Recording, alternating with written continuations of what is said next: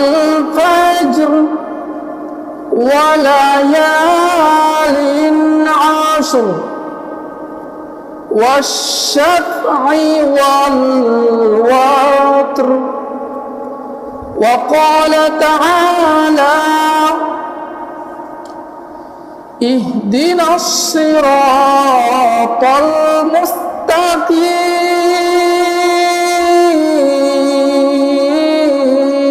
المستقيم صراط الذين أنعمت عليهم غير المغضوب عليهم ولا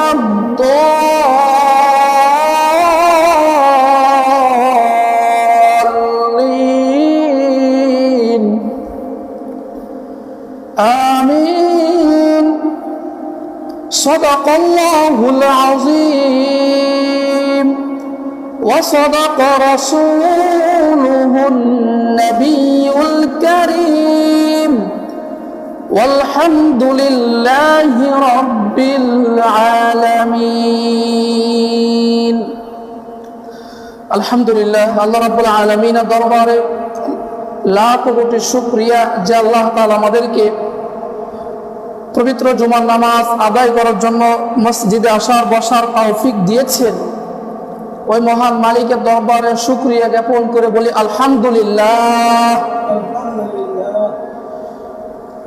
আপনারা একটা জিনিস খেয়াল করেন, যখন যে কোনো নামাজে লম্বা একটা সময় নিয়ে মসজিদে আসেন, বিশেষ করে জুমার দিনে টিপ টিপ করে ঘুম আসে, ঠিক না? ছোট্ট ছোট্ট ভাবে ঘুম আসে, অনেক গাঢ় ঘুম আসে না, ছোট ছোট ঘুম, মানে কি অল্প ঘুম শরীরের মধ্যে চলে আসে। এটার মানে কি জানেন আপনারা? জানেন না তো? এসে তো চোখ বন্ধ করে ঘুমাই যান, এরপর ইমাম সাহেব যখন খুতবা দেয় তখন নামাজ পড়েন। এর একটা মানে আছে, এর মানেটা বুঝতে হবে আর ইমানটা বাড়াইতে হবে। এর অর্থ আল্লাহ শিখাই দিচ্ছেন, আল্লাহ হাতে কলমে বুঝাই দিচ্ছেন। যখন কোরআনের আলোচনাগুলো হয়, সকিনা নাযিল হয়, যার কারণে তোমার দেহের মধ্যে আমি আরাম দিয়ে দেই, তুমি কন্ট্রোল করতে না পেরে ঘুমিয়ে যাও। সুবহানাল্লাহ পড়েন। এর দ্বিতীয় কোনো দলিল নাই, একটাই দলিল, আপনি ঠিক এই সময়টুকু অন্য কোনো প্রোগ্রামে বসে থাকবেন, আপনার শরীরের মধ্যে ঘুম আসবে না।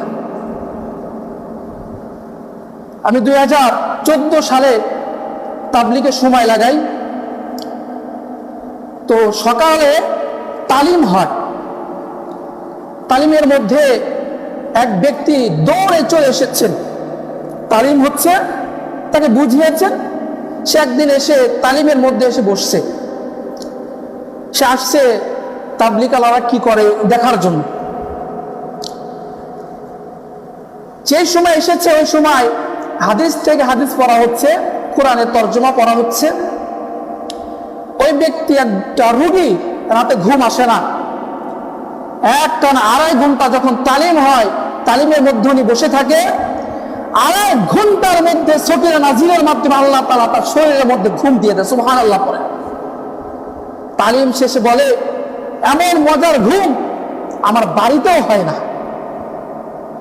তাহলে তো বুঝছেন, এই সময়টুকুর মধ্যে সকিনা নাযিল কে করে? আল্লাহ তাআলা করছেন আপনার দেহের মধ্যে। যারা বাড়িতে আছে তারা যে সকিনা পায়, তারা ঝগড়া করতেছে স্ত্রীর সঙ্গে। স্ত্রী বলে, তুমি বাজার ঠিক মতো নিয়ে আসো নাই। স্বামী বলে, তোমার রান্নায় স্বাদ হয় না। এই যে একটা ঝগড়া প্রতিদিন আছে না নাই? আর যে ব্যক্তিগুলো মসজিদের সঙ্গে আমলের সঙ্গে জড়িয়ে যাবে, তাদের দেহের মধ্যে শান্তি জিনে দিবেন তিনি কে? আল্লাহ দিবেই দিবে। দেখেন না, অনেকে ঝগড়া করে, কেন ঝগড়া হয় জানেন? সকিনা নাযিল নাই আপনার দেহের মধ্যে। অনেকে ধনী অনেকে সহ্য করতে পারেন, আছে না নাই? আপনার দেহের মধ্যে সকিনা নাই, দেহের মধ্যে আছে শয়তানের ওয়াসওয়াসা, যার কারণে অন্যের ভালো দেখে আপনার সহ্য হয় না। অন্য ভালো খায়, ভালো পড়ে, পরিবার নিয়ে ঘুরে আপনার সহ্য হয় না। কেন হয় না? আপনার দেহের মধ্যে ইবলিস শয়তান আসর করেছে, যে আসরের কারণে আপনার অন্যের ভালো সহ্য হয় না। কি অমুকে ভালো পরিবেশে চলে যাচ্ছে, এমন চিন্তা হয়, তার ঘুম হারাম হয়ে যায়, তার ঘুম আসে না। তাহলে বুঝতে হবে কি আমার দেহের মধ্যে কি নাই? সুকিনা নাই। আল্লাহ বর্ষণ করে না আমার উপর, আল্লাহ বেজান না, বেজার বিধায় আমার দেহের মধ্যে সুকিনা নাই। আমার রাগ হয়ে যায়, কোনো কথা সহ্য হয় না, ইনসাফ করে কথা বলতে পারি না, যে কোনো ব্যক্তির সঙ্গে ঝামেলা হয়ে যাচ্ছে। এই জন্য বাসায় আমল বাড়াইতে হবে, কোরআন তেলাওয়াতের আমল বৃদ্ধি করতে হবে। পুরো বাসাটা সকাল থেকে সন্ধ্যা পর্যন্ত আমল হয়। আপনার কোরআন তেলাওয়াত সবসময় করতে হবে, বিষয়টা এমন না। আপনি ঘুম থেকে উঠবেন, ওঠার সময় আল্লাহ প্রশংসা, আল্লাহ আমি অর্ধমৃত ছিলাম, আলহামদুলিল্লাহিল্লাযী আহইয়ানা বা'দামা আমাতানা ওয়া ইলাইহিন নুশুর, লা ইলাহা ইল্লাল্লাহু মুহাম্মাদুর রাসূলুল্লাহ। আপনি সাক্ষ্য দিলেন যে আল্লাহ ছাড়া কোনো মাবুদ নাই। চোখ খোলার সঙ্গে সঙ্গে যিনি খুশি হয়ে যাবেন তিনি কে? আল্লাহ। বলতে ঘুম থেকে উঠে বান্দা বলা স্মরণ করলে যা তো সারা দিনের কাজ আমি আল্লাহ সহজ করে দিই, সুবহানাল্লাহ। আপনারা যারা বিভিন্ন সংবাদ নিয়ে থাকেন, একটা ভালো পোস্টে যেতে হলে নেতাদের পিছনে দৌড়াইতে হয়, নেতার পিছনে দৌড়াইতে হয়, খাওয়া নাই দাওয়া নাই। একটা বিসিএস ক্যাডার ছেড়ে সেও দৌড়ায় ভালো পোস্টে চাকরির জন্য, জুতা ক্ষয় করে ফেলে। ওই ছেলেটাই যদি আল্লাহকে ডাকতো, স্থান হইতো সম্মানের চেয়ারে। এই জন্য সদা সর্বদা আমার ডাকবো কাকে? দেহর শান্তির জন্য, সকিনা নাজিরের জন্য আল্লাহর প্রশংসা এবং বাড়িতে আমল রাখবো। শান্তি যিনি দিবেন তিনি কে? আল্লাহ তাআলা দিবেন। আল্লাহ আমাদের আমল করার তৌফিক দান করে বলে আমিন। আজকে আমরা আলোচনা শুনবো, খুবই গুরুত্বপূর্ণ। যারা কুরবানি দিবে তাদের জন্য এটা খুবই গুরুত্বপূর্ণ, আর যারা দিবেন না তাদের জন্য আরো বেশি গুরুত্বপূর্ণ। কারণ রাসূল সাল্লাল্লাহু আলাইহি সাল্লাম হাদিস শরীফের মধ্যে বলেছেন, প্রতি বছর, এর হাদিসের কথা, রাসূলের কথা, প্রতি বছর প্রতিটা ফ্যামিলির জন্য কুরবানি ওয়াজিব। ফ্যামিলি বলছে, ব্যক্তি বলে নাই, বুঝতে হবে এখানে। রাসূল বলেছেন প্রতি বছর একটা পরিবারের জন্য কুরবানি দেওয়া জরুরি, কুরবানি দিবে। কুরবানি আপনার উপর ওয়াজিব হলে সেটা তো ভিন্ন কথা, আর ওয়াজিব যদি না হয় সেক্ষেত্রে পরিবার বুঝাইছে রাসূল যে কুরবানি দিবে। কিন্তু আমাদের সামর্থ্য আছে, এরপরেও আমরা কুরবানি দিতে পারি না বা সাহসে নাই। একটা জিনিস দেখেন, অনেকেই আমরা আছি ঋণগ্রস্ত, এখন কুরবানি ওয়াজিব আছে, সে ব্যক্তি কুরবানি দিতে পারবে? আন্দাজে বললেন না। ঋণগ্রস্ত আমি, কিন্তু আমার উপরে কুরবানি ওয়াজিব, আমার সম্পদ আছে বিভিন্ন জায়গায়, থোকায় থোকায় সম্পদ আছে। ওয়াজিব মানে কি জানেন? ফরজ ওয়াজিব, এই দুইটার কোনো পার্থক্য নাই। উলামা কিরাম বলেন কিঞ্চিত পার্থক্য। ওয়াজিব হচ্ছে সাহসিকতা দিলে পরিবর্তন আনে, ফরজ হচ্ছে শুনে গেলে কোনো পরিবর্তন নেই, পুনরায় করতে হয়। এতটুকু পার্থক্য, এর বাহিরে কোনো পার্থক্য নেই।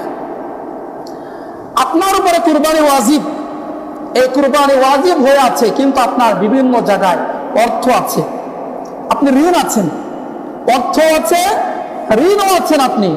এখন আপনি অজুহাত দিলেন আমি ঋণগ্রস্ত আছি, কুরবানি দিব না। আল্লাহ কি মানবে? আল্লাহ কখনো এটা গ্রহণ করবে না। হ্যাঁ, যদি আপনি এমন পরিমাণ ঋণ থাকেন, বুঝবেন এত পরিমাণ ঋণ যে আপনি ঋণ পরিশোধ করতে পারবেন, ঋণের টাকা আছে কিন্তু কুরবানি দেওয়ার মতো টাকা নাই, সেক্ষেত্রে আপনি ঋণ পরিশোধ হবে। আর যদি আপনার ঋণ পরিশোধ করার মতো টাকা থাকে এবং কুরবানি দেওয়ার মতো টাকা থাকে, যার কাছে আপনি ঋণী, ওই ব্যক্তি যদি 4 মাস অপেক্ষা সুযোগ নেয়, সেক্ষেত্রে আপনার কুরবানি দিতে হবে। লোকের সঙ্গে আলোচনা করতে হবে। আপনি আলোচনা করবেন না আর বলবেন আমি ঋণগ্রস্ত আছি, কুরবানি দিব না। আল্লাহ তাআলা কিন্তু সহ্য করবেন। এটা ক্লিয়ার বুঝছে? এটা মাসালা না বুঝলে আবার প্রশ্ন করবেন, কিন্তু ধোঁকায় পড়ে থাকেন না। কুরবানি খুবই গুরুত্বপূর্ণ, আর এর সওয়াব অনেক হয়ে থাকে। অনেক ঋণ থাকলে সেটা তো ভিন্ন কথা, আপনার উপর কুরবানি কোনো ওয়াজিবই নাই, কারণ আপনি ঋণগ্রস্ত, ওয়াজিব কেটে গেছে। আর ওয়াজিব আছে সামান্য ঋণ, তাহলে আপনাকে কুরবানি দিতে হবে। অনেকে চিন্তা করে যে আমার কাছে কিছু টাকা আছে, হাতে আর কিছু 20,000 বা 15,000 টাকা হলে আমি কুরবানি দিতে পারি, আমি ওয়াজিব কুরবানি, সেক্ষেত্রে হাওলাত করে কুরবানি দিতে পারবে। কারণ রাসূল বলেছেন তোমরা ইবাদত প্রতিযোগিতার সহিত করো, পাল্লাপাল্লি করে ইবাদত করো, আনন্দ সহিত ইবাদত করো। হাওলাত করে কর্জ করে আপনি সওয়াবের কাজ করতে পারবেন কি পারবেন না? অবশ্যই পারবেন। যে আপনার সামর্থ্য আছে আপনি পারবেন ইনশাআল্লাহ। তাহলে তো কঠিন একটা মাসআলা আমরা বুঝে গেলাম। তাহলে রাসূল বলেছেন কি প্রতিটা পরিবারের পক্ষে প্রতি বছর কুরবানি দেওয়া জরুরি। জিলহজ মাসের প্রথম 10 দিনের খুবই গুরুত্বপূর্ণ আমল। রাসূল সাল্লাল্লাহু আলাইহি সাল্লাম বলেন এই 10 দিন অন্য অন্য মাসের তুলনায় এই 10 দিনের আমল শ্রেয় আল্লাহর কাছে, সুবহানাল্লাহ পড়েন, আল্লাহ তাআলার কাছে পছন্দনীয়। এবং এই 10 দিনে যদি কারো সামর্থ্য থাকে 10 দিনে রোজা রাখবে, আর যদি সামর্থ্য না থাকে তাহলে একদিন রোজা রাখবে আরাফার দিনে, সেটা হচ্ছে কুরবানি ঈদের আগের দিন 9 জিলহজ। কয় জিলহজ? 9 জিলহজ। এই একটা রোজা রাখবো আমরা ইনশাআল্লাহ, রাখবো তো? এরপর রাসূল সাল্লাল্লাহু আলাইহি ওয়াসাল্লাম বলেন তোমরা যারা কুরবানি দিবে তারা জিলহজ মাসের চাঁদ ওঠার আগে হাত, পা এবং দাড়িও কাটেন, দাড়িও কাটা যাবে না, হাত, পা এবং চুল এবং যে স্থানের লোম পরিষ্কার করতে হয় জিলহজ মাসের চাঁদ ওঠার আগে এগুলো পরিষ্কার করবে। এরপর এগুলি কাটবে কবে? রাসূল বলেন কুরবানি হয়ে যাবে এরপর তুমি তোমার দেহর অঙ্গ প্রত্যঙ্গ বিভিন্ন স্থানের জিনিস এটা পরিষ্কার করে দিবে। এটা সুন্নাত। এটা কি সুন্নাত? এটা কুরবানি যারা দিবেন তাদের জন্য। এছাড়াও যদি কেউ মনে করেন আমি কুরবানি দিতে পারছি না, আমার সামর্থ্য নাই, আমি এই আমলটি করব, আল্লাহ তাআলা হচ্ছে অজুহাত খোঁজে বান্দাকে কেমনে জান্নাত দিবে। আপনি যদি কোরআন নিয়ে একটু চর্চা করেন বাজান, আপনি এত খুশি হবেন যে আল্লাহ এত ভালো, আল্লাহ এত রহমান, হাসের মাঠে শুধু অজুহাত খুঁজবে। আমি জীবনে এত নামাজ পড়ি নাই কিন্তু আজান হয়েছে মসজিদের আঙ্গিনায় ঘুরে আসছি, এই অজুহাত আল্লাহ আমার জান্নাত দিয়ে দিবে। সুবহানাল্লাহ পড়েন। যদি আপনি কিতাব পড়েন, কোরআনের তাফসীরগুলো পড়েন, তখন আপনার মনে আসবে যে আল্লাহ এত ভালো, আল্লাহ এত রহমান, যে আমি নামাজই পড়লাম না, হালাল হারাম বেঁচে চলি নেই, সামান্য আল্লাহর কাজ করেছি, সামান্য এতটুকুর জন্য আল্লাহ আমাকে জান্নাত দিয়ে মাফ করে দেবে। আমাদের কাজগুলি করতে হবে এবং জানতে হবে। এরপরে রাসূল সাল্লাল্লাহু আলাইহি ওয়াসাল্লাম বলেন নিয়ত সহি রাখা। যারা কুরবানি দিবে নিয়তকে সহি রাখবে। যারা ভাগে কুরবানি দিবেন এটা খুবই গুরুত্বপূর্ণ। ভাগে আপনি কুরবানি দিবেন, কিন্তু আপনি যাদের সঙ্গে কুরবানি দিচ্ছেন তার মধ্যে একজন হচ্ছে একদম পাক্কা সুদখোর, যার ইনকাম সুদের উপরে, কাঁচা টাকা দিয়ে সে যেভাবে হোক হারাম উপার্জন করে, তার সাথে আপনি কুরবানি দিয়ে আপনার কুরবানি সহি কিভাবে করতে পারেন? আপনি জানেন সে সুদ খায়, আপনি জানেন।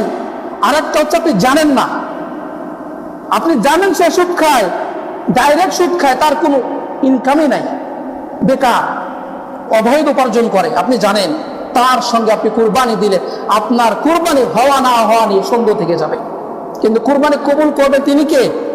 আল্লাহ। কিন্তু সহিহ মাসআলা আমাদের জানতে হবে। কুরবানিটা হচ্ছে, কুরবানি কি গত জুমায় আলোচনা করেছিলাম, অন্তর থেকে ত্যাগ করে দেওয়া, ছেড়ে দেওয়া। একটা পশুর দাম 1 লাখ 2 লাখ বিভিন্ন দাম হয়ে থাকে, এতগুলো টাকা ছেড়ে দেওয়া কষ্টের ব্যাপার না? কষ্ট করে উপার্জন করেন, ত্যাগ করে দেওয়া। এখন ত্যাগ করে দিলাম, এই ত্যাগের বিনিময়ে যদি আমার কুরবানি না হয় সফলতা আসবে? অনেকে আছেন 3 ভাই 2 ভাই মিলে একটা ভাগ নেয়, 3 ভাই 4 ভাই মিলে কি করে বস? একটা ভাগ নেয়, এক ভাগে কুরবানি দেয়, এটা কুরবানি হয় না, আর আল্লাহ বেজার হয়। এগুলো ধোঁকা চলে না, কুরবানির সঙ্গে এই ধোঁকা চলে না। সামর্থ্য আছে আপনি একা দেন। আপনার যদি মনে হয় যে আমার মা কোনোদিন কুরবানি দেয় নাই, আমরা 5টা ভাই, এর মধ্যে কোন এক ভাইয়ের কুরবানি ওয়াজিব আছে, টাকা দিয়ে মাকে দিয়ে দেন, মা তুমি কুরবানি দাও, কুরবানি হবে আল্লাহর জন্য। প্রশ্ন আরেকটা চলে আসলো, আমরা অনেকেই আছি কুরবানি দেই কিন্তু নিয়ত থাকে কি? ইমাম সাহেবকে এখন খুবই কম এগুলি কাগজ ধরাই দেয় যে আমার নামে। না না, কুরবানিতে এভাবে হবে, আমার পক্ষ থেকে আমার পক্ষ থেকে আল্লাহর সন্তুষ্টের জন্য কুরবানি হচ্ছে। আমি এই যাবৎ যত জবাই করেছি এভাবেই, কখনোই কারো নাম বলিও না, এগুলো সুযোগও নেই আমার কাছে। কুরবানির সিস্টেমই এমন যে আমি আল্লাহর জন্য কুরবানি দিচ্ছি, অমুক ব্যক্তি অমুক বান্দার পক্ষ থেকে আল্লাহ তোমার সন্তুষ্টির জন্য কুরবানি। বুঝতে পেরেছেন? না বুঝলে প্রশ্ন করবেন, ভুলের মধ্যে থেকেন না। এখানে বসেছি পড়াশোনা করে, যেটা বুঝবেন না জানার চেষ্টা করবেন, এটা আপনার পরিশুদ্ধ হবে। আমি যেটা জানি না সেটাও আপনার থেকে জানবো, আপনি যেটা জানেন না সেটাও আমার থেকে জেনে নেবেন। এভাবে একে অপর পরিবর্তন হওয়া আছে না নাই? সহজ। এরপরে অনেকে চিন্তা করেন একটা গরু পালে কিন্তু গরুটা অসুস্থ, যে গরু রোগ হয়েছে, সে অসুস্থ গরু অসুস্থ পশু কুরবানি দেওয়া যাবে না। বুঝছেন? অসুস্থ হয়ে গেছে তখন বলে সামনে কুরবানি, এটা কুরবানির সঙ্গে দিয়ে দিব আমি। আসলে এই কুরবানি হবে না, অসুস্থ পশুদের কুরবানি হয় না। শিং ভাঙা, হাত ভাঙা, প্রতিবন্ধী, বুঝলেন, এগুলো দিয়ে কুরবানি হয় না। এই নতুন একটা ফিতনা বের হয়েছে, আল্লাহ তাআলা কি কুদরত। আপনারা যারা খবর দেখেন, কিছু পশু বের হয়েছে হুবহু ডোনাল্ড ট্রাম্পের মতো দেখা যায়, হুবহু এই নরেন্দ্র মোদীর মতো গরু একটা পশু, একদম আপনি দেখে হাসবেন যে এত মিল কিভাবে হয়ে থাকে। একটা পশু অন্যান্য দেশের মন্ত্রীদের মতো চেহারা হয়ে গেছে, আপনি দেখলে আপনি নিজে হাসবেন যে আল্লাহর সৃষ্টি কেমন। হুবহু এদের মতো মিলিয়ে আল্লাহ তাআলা পশু বানিয়ে দিয়েছে, একদম তাদের মতো বিকট চেহারা। এই সমস্ত পশু যারা কিনে, এদের কুরবানি না হওয়া প্রশ্ন থেকে যায়। কোন পশুর নাম দেওয়া যাবে না, রাজা বাবু, অমুক বাবু, এই সমস্ত নামে কুরবানি হয় না, এদের কুরবানি বাদ হয়ে যাবে। তাহলে আমরা বুঝি কোরআন থেকে আল্লাহ রাব্বুল আলামিন বলেন, কুল ইন্না সালাতি ওয়া নুসুকি ওয়া মাহইয়ায়া ওয়া মামাতি লিল্লাহি রাব্বিল আলামিন। আমার নামাজ, আমার কুরবানি সব হবে যিনি আমাদের সৃষ্টি করেছেন, যিনি আমার রিজিক দেন, যিনি আমার হায়াত দিয়েছেন, সব কিছু হবে কার জন্য? এই ঈমান রাখতে হবে, তাহলে আপনার কুরবানি আল্লাহ তাআলা কবুল করবেন। আল্লাহ তাআলা